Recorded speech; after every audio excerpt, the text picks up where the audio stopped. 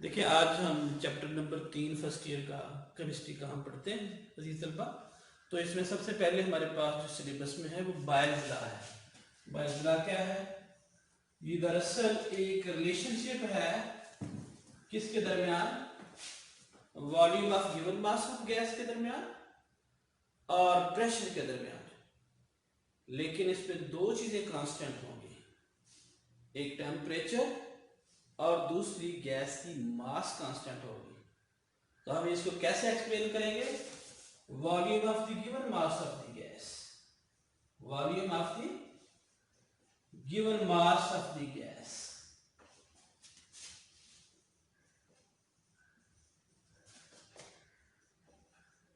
is inversely proportional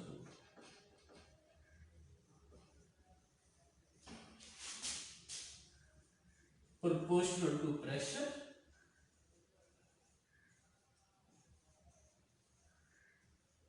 at constant temperature, at constant temperature।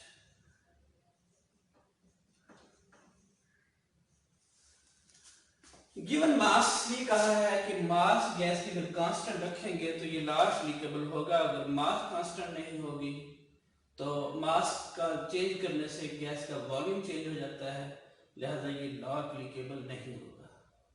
दूसरा, हमने temperature constant रखना है। अगर टेम्परेचर कांस्टेंट नहीं रखेंगे तो टेम्परेचर के चेंज होने से गैस का वॉल्यूम चेंज हो जाता है। अगर इसको मैथ की जबान में लिखें तो हम लिखेंगे V प्रोपोर्शनल टू 1/P। ये V क्या चीज है? Volume of the given mass of the gas है, और P क्या है? प्रेशर है। और यहां भी हमने इंडिकेट कर दिया एट कांस्टेंट। एक तो हमने टेम्परेचर है और दूसरा नंबर ऑफ मोल यानी मास गैस की जो है वो हमने कांस्टेंट रखनी है। अगर हम इस कांस्टेंट को खत्म करते हैं तो V is equal to K बटा P। ये K क्या चीज है? ये कांस्टेंट है, गैस का कांस्टेंट है। और इसका मतलब क्या है कि अगर हम इसको V P करें तो ये क्या होगा? कांस्टेंट आएगा। इसी तरीके से एक गैस, उसका वॉल्यूम V1 है, उस पर लगने वाला प्रेशर P1 है, तो ये भी कांस्टेंट है। एक गैस है, उसका वॉल्यूम V2 है, प्रेशर P2 है, तो ये भी क्या होगा? कांस्टेंट होगा। इसका मतलब क्या है कि P1 V1 is equal to क्या है? P2 V2 is equal to क्या है? कांस्टेंट। और ये किसके बराबर है? एट कांस्टेंट हम रखेंगे एक टेम्परेचर और दूसरी गैस की मास। अगर कांस्टेंट रखेंगे तो ये कांस्टेंट होगा, अदरवाइज कांस्टेंट नहीं होगा। तो हम यूं भी इसकी डेफिनेशन कर सकते हैं कि product of pressure of the given mass, pressure and the volume of the given mass of the gas remain constant at constant temperature।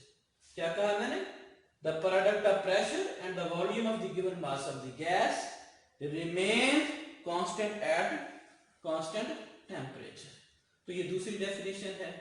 अब अगर हम इसकी एक्सपेरिमेंटली वेरिफिकेशन करनी है तो हम एक ऐसा प्लेट सेट करते हैं जिसके साथ एक आला लगा होता है जो डायरेक्टली जो है एक सिलेंडर है, और इसके साथ एक हमने इंस्ट्रूमेंट लगाया हुआ है। उस इंस्ट्रूमेंट का नाम है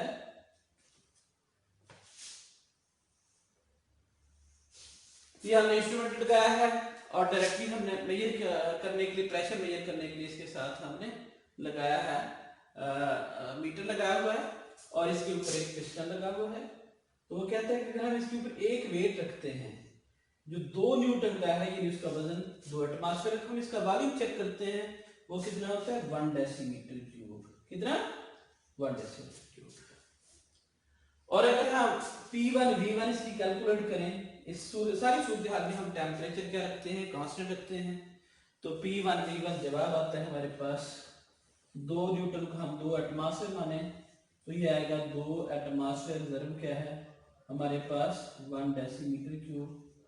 अगर हम यहाँ 2 वेट रख देते हैं तो हम ये चेक करते हैं सिलेंडर से कि उसका वॉल्यूम जो है वो हाफ हो जाता है, आधा हो जाता है। कितना हो जाता है?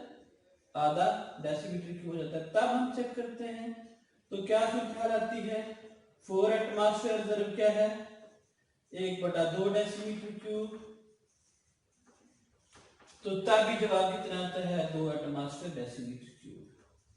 और अगर इसी सिलेंडर के ऊपर, ये सिलेंडर जो है इसके ऊपर पिस्टन लगा हुआ है, फ्री टू मूव है, और इसके ऊपर जब हमने एक वेट रखा तो हमारे पास जो जवाब आया 2 एटमॉस्फेयर डेसीमीटर क्यूब आया। जब हमने 2 वेट रखे तब भी यही जवाब आया।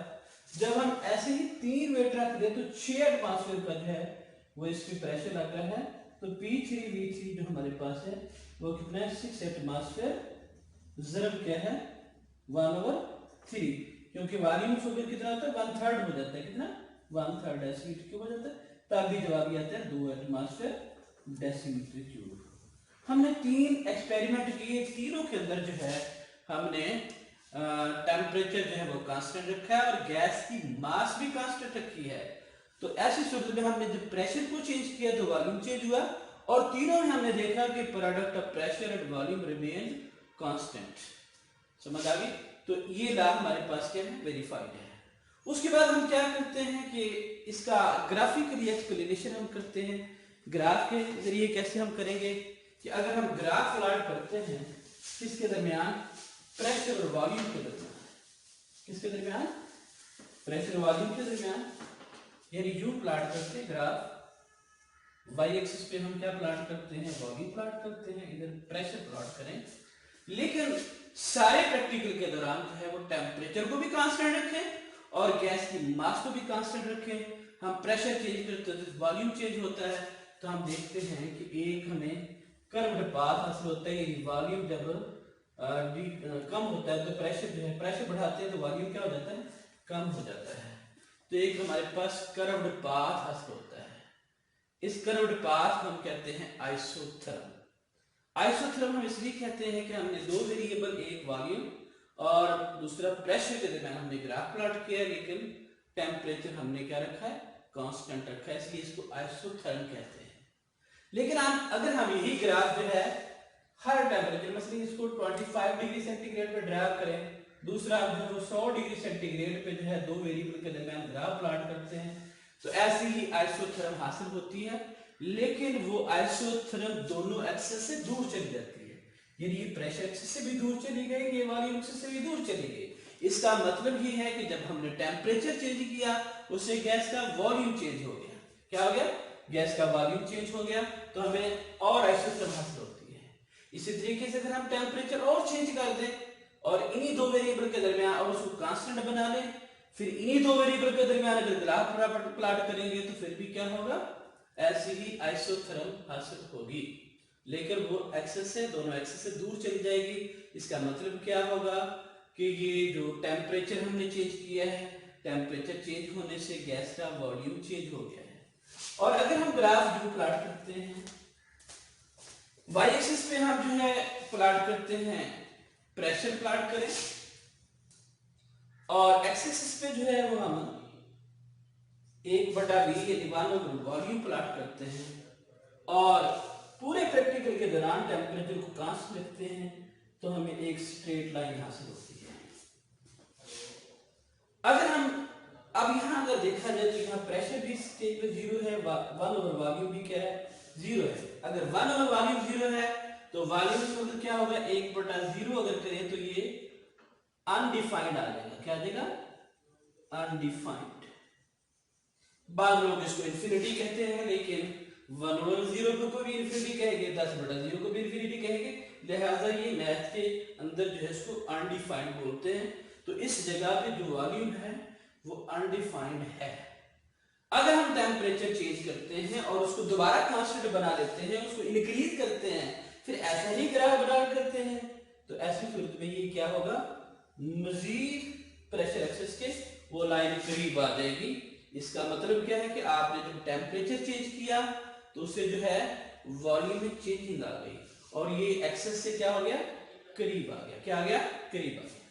लेकिन अगर हम ग्राफ प्लॉट करते हैं, कैसे प्लॉट करते हैं कि हम जो है PV product of pressure and volume जो है वाई एक्सिस प्लॉट करें और प्रेशर जो है वो हम एक्स एक्सिस प्लॉट करें, तो हमें एक ऐसी लाइन हासिल होती है जो प्रेशर एक्सिस के पैरेलल होती है।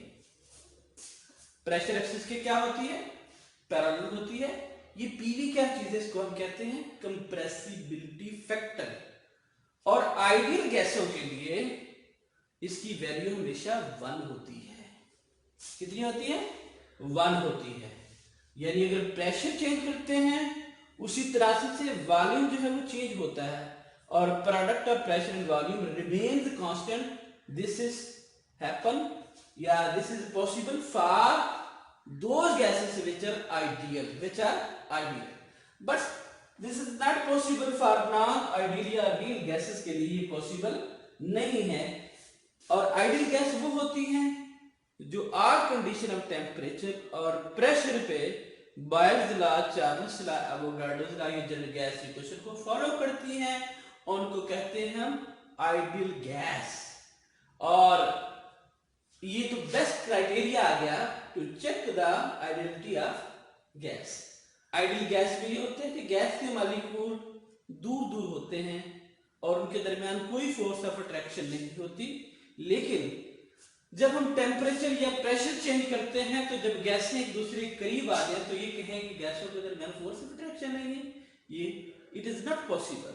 अगर ऐसा होता तो ये जो हमारे पास जितनी गाड़ियां हैं ये सिर्फ हवा के ऊपर जो है वो चल रही हैं, टायरों के ऊपर चल रही है, उसके अंदर ट्यूब है, उसके अंदर हवा है, तो हवा जो है वो इतनी बड़ी वजन को उठाए फिर रही है, तो अगर उनके दरमियान फोर्स ऑफ अट्रैक्शन ही नहीं है तो एक्चुअल वाली मतलब निग्लिजिबल होता तो इतना वजन क्या उठा सकती थी।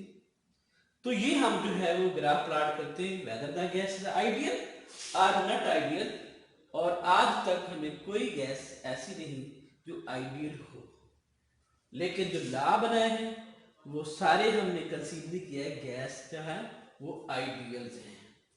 अब हम आगे बढ़ते हैं इसे, ऐसा ही एक लॉ है वो चार्ल्स लॉ भी है, उसको हम डिस्कस करते हैं। चार्ल्स लॉ क्या कहता है? चार्ल्स लॉ जो है ये एक रिलेशनशिप है किसके दरमियान?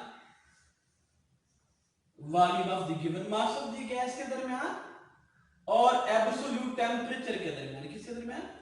एब्सोल्यूट टेम्परेचर के दरमियान एक रिलेशनशिप है, उसका नाम है चार्ल्स लॉ। लेकिन इस सारी सूरत हाल में हम क्या देखेंगे? हम देखेंगे कि ये जो हमारे पास लॉ है ये उस वक्त एप्लीकेबल होगा जब हम एक तो एब्सोल्यूट टेम्परेचर लिखें और दूसरा मास गैस की कांस्टेंट रखें और तीसरा प्रेशर कांस्टेंट रखें। तीन कांस्टेंट रखने हैं, एक प्रेशर, दूसरा मास और तीसरा हमने टेम्परेचर जो लेना है वो केल्विन स्केल में लेना है। वहां सेल्सियस स्केल या आपके पास फ़ारेनहाइट स्केल है उसको इस्तेमाल हम नहीं कर सकते। और ये लॉ क्या कहता है? Volume of the given mass of the gas, given mass of gas is directly proportional to absolute temperature.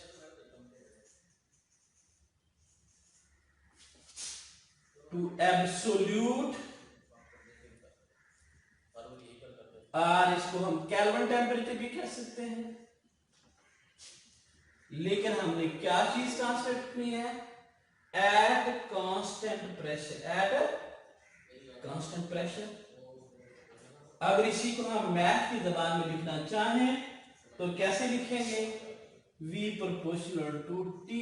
ये T क्या चीज है? ये एब्सोल्यूट टेम्परेचर है, लेकिन क्या चीजें कांस्टेंट रखनी होगी?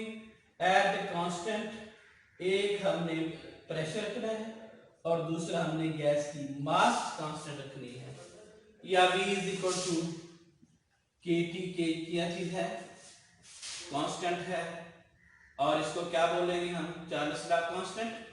और या हम कहेंगे V बटा T इज इक्वल टू क्या लिखेंगे? K, या V1 बटा A गैस उसका वॉल्यूम V1 है और एब्सोल्यूट टेम्परेचर T1 है, ये भी K के बराबर है। A गैस का वॉल्यूम V2 है, टेम्परेचर T2 है, ये भी K के बराबर है। इसका मतलब ये कि V1 बटा T1 is equal to V2 बटा T2 is equal to K, and absolute temperature remains constant. तो ये भी डेफिनेशन है चार्ल्स लॉ की। बस